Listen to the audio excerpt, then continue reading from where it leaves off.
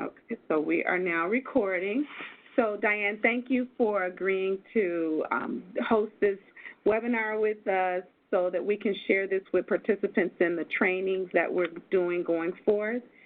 So, before we get started with your part, I just want to mention why we are requiring and asking individuals to share information about the actual certification, the problem compulsive gambling certification. If I messed up that acronym, please correct me.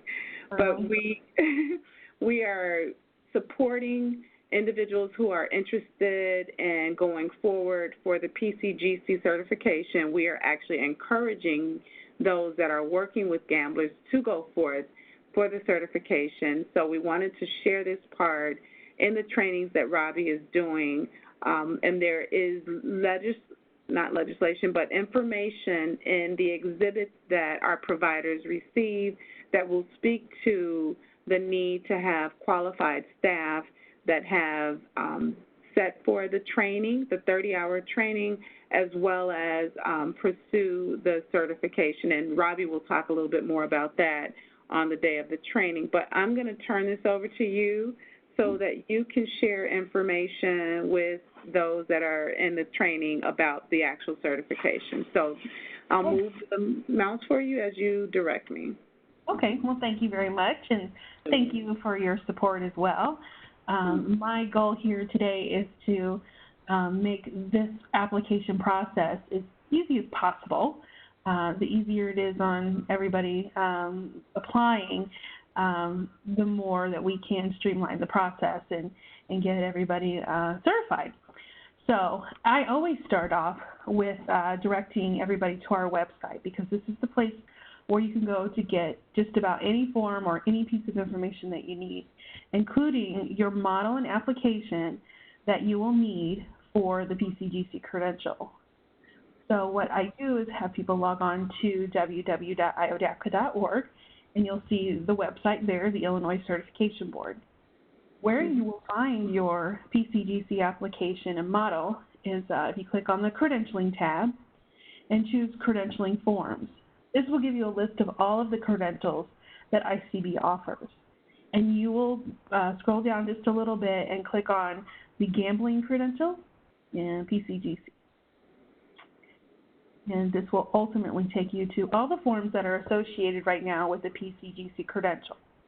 You have there, you see your application, your model, how to maintain your certification once you obtain it, and information about the BiblioCredit program.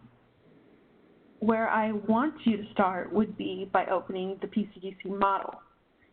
This is the file that's going to give you everything you need to know about the certification, how to apply, what the requirements are, and information on the domains and what you will need to study. So we'll go ahead and open up that model, and you'll see there the cover page. Now, you can scroll through the information. We have a table of contents, some information, important information that you need to read over, because it's going to be necessary to understand all of this information while you're filling out your application forms. Where I really want to start, because we want to get right to the main credential or to the main requirements, is scroll down just a little bit more to the requirements. I believe it's on page 4, if I'm correct. Okay.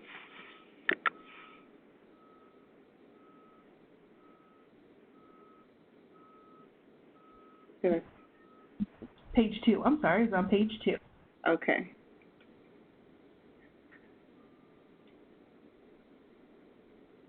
Now, the main question is, what are the requirements to apply for certification?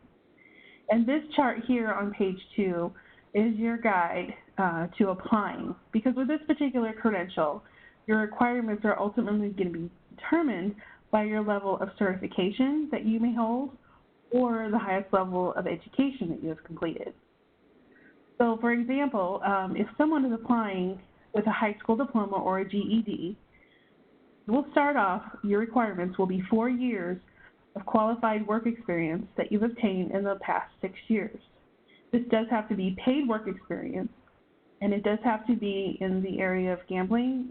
Your clients need to be seeking direct treatment from you from their gambling addiction, and you will be the direct provider. So that's 4 years, which is 8,000 hours of paid work experience. You also need to document and accumulate 200 hours of on-the-job supervision. And with that, also 225 clock hours of education, including the 30 hours of gambling training.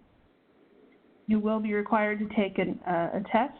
It is a computer-based test that will get more information into that, but ultimately with every level that you apply, you will always have to take that exam. So if you do have a CADC, you'll see there that there's a level that you can apply at CADC. You'll notice your hours are a little less. We do give you credit for the hours that you've already turned in for your CADC. So you'll notice that you'll need 3 years of work experience, 150 hours of supervision, and the 250 hours of education.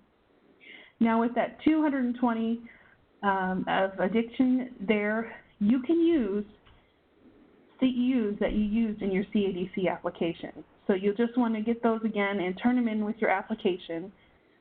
We do ask that you do turn them in even though that they've come with a CADC application, but since this is a different application, you will need to submit those documents. So feel free to go back and get those certificates or transcripts. You can go back as far as you need to provide this education. And you'll notice with the higher level of certification and higher level of education, your requirements get less as you go up. With your bachelor's, master's, and if you have IDPR license in counseling professional or an advanced level credential, the 2 years of work experience is still required. We will not have to have supervision. You will just need to turn in your 30 hours of gambling training and take your exam. So this is a complete outline of the requirements based on your certification level, licensure level, or education.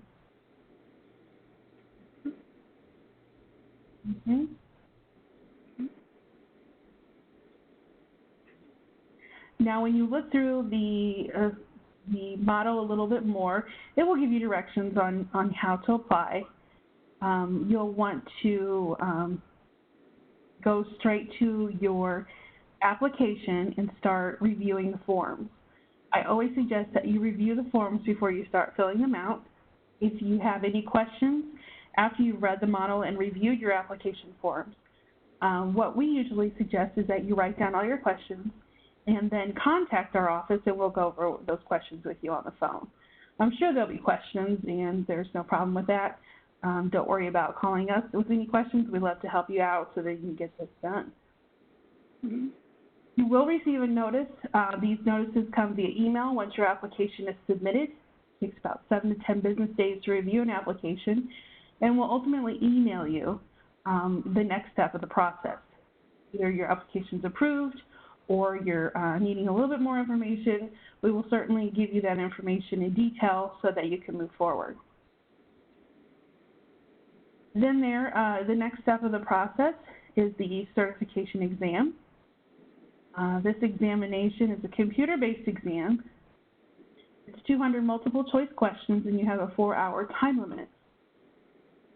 And we utilize the exam from another testing company. So this is, there's going to be an application deadline that you have to follow. For example, the next application deadline to sit for April exams is March 1st. You have an application in with the application fee by March 1st. Once we have your application in, we'll forward you a registration form where your registration form needs to be sent in along with your exam fees. You have the opportunity to take your test at a specific location, and we have numerous locations throughout the state. You will take your test between April 11th and April 25th. Once your test is complete, you'll receive your grade as soon as you're done, and the Illinois Certification Board will follow up with you within 30 days with the next step of the process. Once we have everything in line, your application is approved, your examination has been taken and you have passed, you will become certified. The fees that are involved are listed here as well. I always tell people who apply that you'll have 3 fees before you become certified. You have your application fee, which is $75, your exam fee, which is $350, and once you become eligible for your certificate, you pay your first 2-year certification fee, which is your biannual certification fee, and that's $160. So those are the 3 fees that you'll pay once you finish the process and you become certified. So once you have your certification, you'll have to maintain it every 2 years by renewing with the fee and 40 CEUs. Every 2 years, you'll receive notice to renew. We do email those notices out, and we will send those out 60 days prior to the expiration date on your certificate. We'll then want to send in your 40 CEUs, and as it's outlined here in the model, you want to pay close attention to that because we do need specific CEUs. As you will read, we have Category 1 and Category 2. These are CEUs that ICB has approved. When you obtain CEUs, go to trainings and workshops and such, you'll want to make sure that they're ICB approved so that they will count towards your recertification. In this particular category, you'll want to look for PCGC Category 1 and Category 2 approved CEUs. We do have a special offer for those who are licensed in the field with for example, LCPC, LCSW. You would actually only need to submit 10 Category 1 CEUs to renew every 2 years. So you can pay close attention to that. That way you just have to do the 10 Category 1 gambling-specific CEUs if you hold that license. Your sources of education are workshops, seminars, college courses, any webinars, home study courses that are related to the gambling field. Again, they do need to be ICB approved in Category 1 and Category 2. You'll want to make sure that you earn these CEUs throughout your 2-year time. I always suggest doing those as soon as possible, so at the end of when it's time to renew, you're not scrambling for those CEUs because sometimes those can be hard to find. So you'll want to make sure you stay on top of that throughout your 2 years. Any in-services that you receive, you can also possibly have CEUs approved for those as well. If you do not have CEUs that are ICB approved, you can petition those individually for CEUs. So if you attend a conference and you notice that it's not approved for CEUs, you can petition those on your own by filling out a petition form and sending them in for approval. Once you have been approved, we'll send you a notice and you'll be honored the CEUs that we deemed were approved. So that's always an option.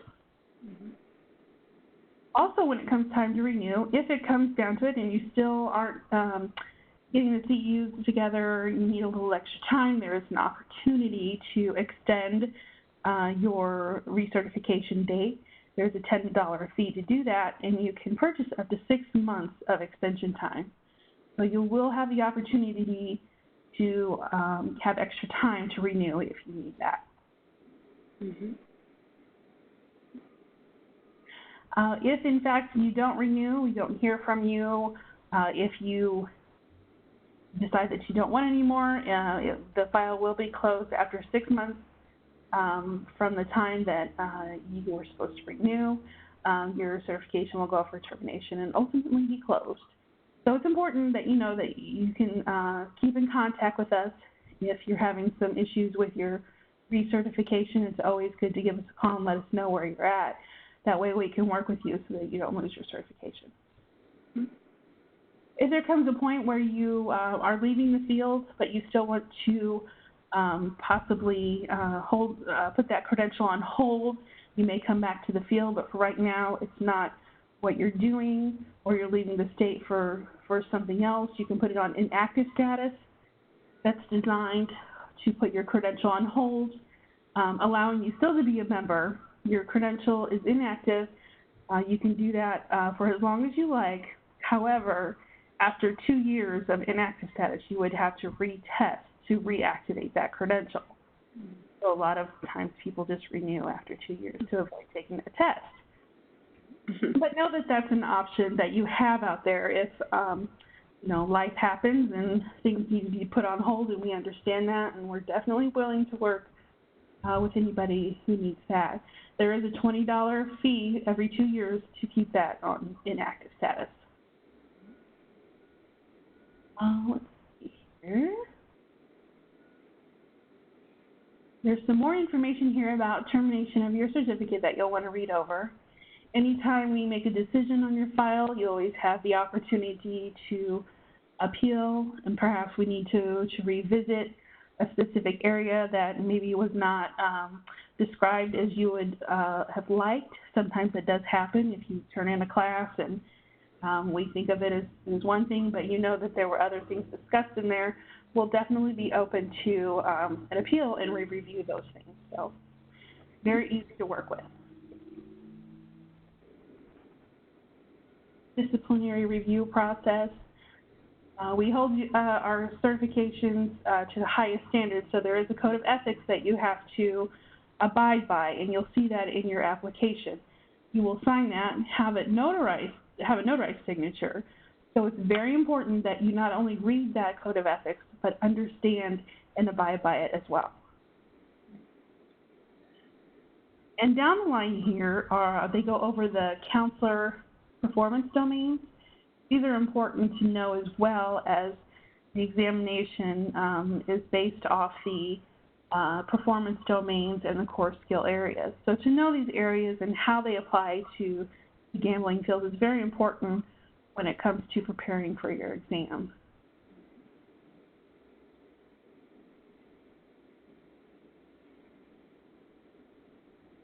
So you'll see all that information there. There is a candidate's guide for this exam. It does, again, go over the performance domains and the information you'll need to know about that. It will be forwarded to you once you are eligible to take the test. If you would like it beforehand, you would just simply email us and let us know that you would like that, and we will email it to you.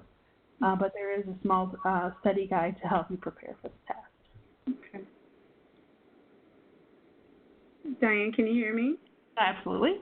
Okay, so I thank you for going through the actual model. I don't know if you wanted to actually go through some of the applications. I'll bring that up. And while I'm doing that, also, I wanted to make mention of the fees that you mentioned in the actual model. We are currently, and we'll talk about this a little bit more in detail. I'm sorry, I'm opening up the wrong document here. We are, from our office, the Division of Substance Use Prevention and Recovery, are working with ICB to cover costs for candidates. So we will go in detail about that a little bit further. While at the actual training, we'll have some information to share with you, but that window is going to close at a certain time. We don't have a closure date yet, but if you're thinking about becoming certified, this would be a key time to do that if you meet the criteria that Diane covered with us. So again, we'll talk a little bit more about that during the training, so that you'll have instructions on what needs to be done. So just wanted to put that in there, Diane. Thank you. Okay. So here is the application and the forms that you're ultimately going to fill out and send in to ICB. These forms do need to be mailed to our office. We don't accept them via email. We no longer have a fax, so there's no fax to send it to. So be sure that you put those in the mail once they are ready. Make sure that you make a copy for yourself, and make sure that everything that you turn into ICB, you keep a copy and keep it in your personal file. Mm-hmm. The address there is listed for you to send in. You just simply send it to ICB, and it will get in the right hands to be reviewed. Mm-hmm. Once you mail that off, again, it takes about 7 to 10 business days to process your application and get an email sent out to you. I always suggest that if you want to check up on your application, at least wait 10 business days to do that. If you do not hear from us after that 10 business days, you may want to give us a call to make sure that we did receive it. You'll see here it's the first pages are general information. This information is very important to us. We have to get this in our database for all kinds of reports that we run. So make sure you print legibly. If anything, please print legibly and answer as many of these questions as you possibly can. You'll see in the top your application number. You won't have an application number when you're filling this out. That will be assigned to you once we receive your application. So the first correspondence that you receive, you will notice you will have then an application number. Now, if you keep scrolling through, you'll notice there's a statement there that you need to read and sign. And then we'll get into collecting your work experience information. Again, make sure you read everything before you get started. You will need to attach a job description to this work experience part. The job description must be on your agency company letterhead, and it has to be signed and dated by both you and your supervisor. So be sure that that is attached to this form. You're telling us about your position, when you started, if you're still there, and your supervisor, their telephone number and title. So you fill that out, attach your job description. If you have multiple positions that you want to document, because you can go back as far as 2 years for your paid work experience. So if you have 2 positions that you want to get credit for, that's fine. You would just need to fill out this other section here, and then make sure you attach a job description for that position as well. Make sure you notice where you need to sign and date. And then you'll move on to your supervised practical experience. Remember, you need 150 hours in most cases, depending again on your level of certification, but I'm always going to refer to the high school or GED level. So supervised practical experience. On here, it just asks simply for a number and the signature from your supervisor, so you'll make sure they fill that number in, they sign, and date that form. Then we have our education. What we want to see here, the highest level of education that you have. If you have transcripts, CEU certificates, those will need to be attached to this form as well. Yeah, depending on your level of certification or licensure, education will determine how many hours of education you'll submit, but those hours and certificates will need to be attached to this form.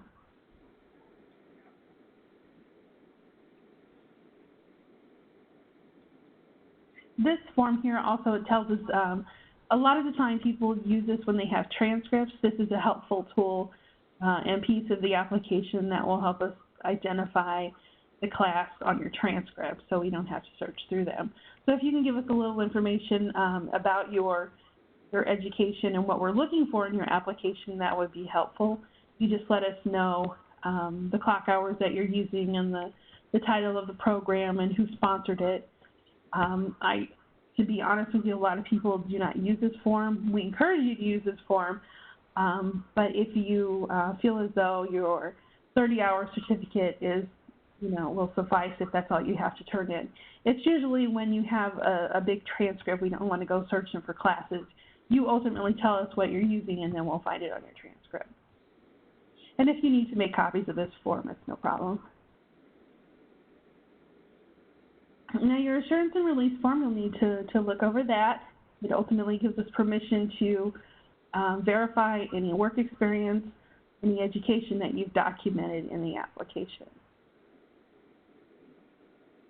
And then here is the Code of Ethics for the PCGC credential.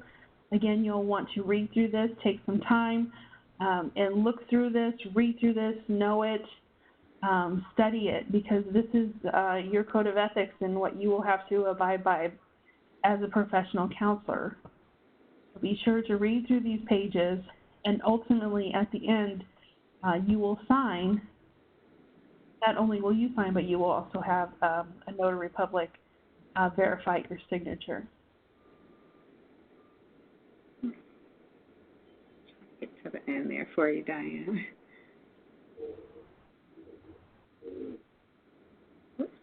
See when I said take some time? Okay, so there you go. So there's your signature, and again, make sure that you make a copy of your application before you mail it off to us. But those are the forms that you will use to apply for your certification. There's a nice checklist here at the end that you would want to use. It's very helpful to make sure that you, if you have any question about what you had to turn in, this list will help you get all of those forms to us. Excellent. Diane, thank you so much for taking time out to go through both the model and the application. And I know that Robbie has mentioned from time to time that he'll get questions, so we wanted to be able to provide this information to training participants. Mm-hmm. Again, if there's any questions, as Diane indicated, the number is on the application, and you can call ICB, the Illinois Certification Board, to address your questions with the appropriate staff. You will receive some handouts, I should say, in terms of going forth, as I already mentioned, if you're interested in going forth and having us cover your fees in the time that we're doing that right now, you will get that information at the training. Any final things or comments that you wanted to add, Diane? Just that do not hesitate to contact our office or send us an email. You'll find all that information, that contact information on our website. And if you want to stay up to date too, you'll find lots of things on our website, including our conferences, any upcoming job opportunities are on there. So I always suggest that people take some time out too to navigate through that website, because ultimately that will be your go-to guide to staying connected with the Illinois Certification Board. Excellent. Well, thank you again, Diane. I really appreciate your time today. And I hope we'll see people coming forward.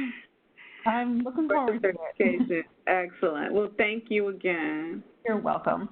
Okay. All right. Bye-bye. All right.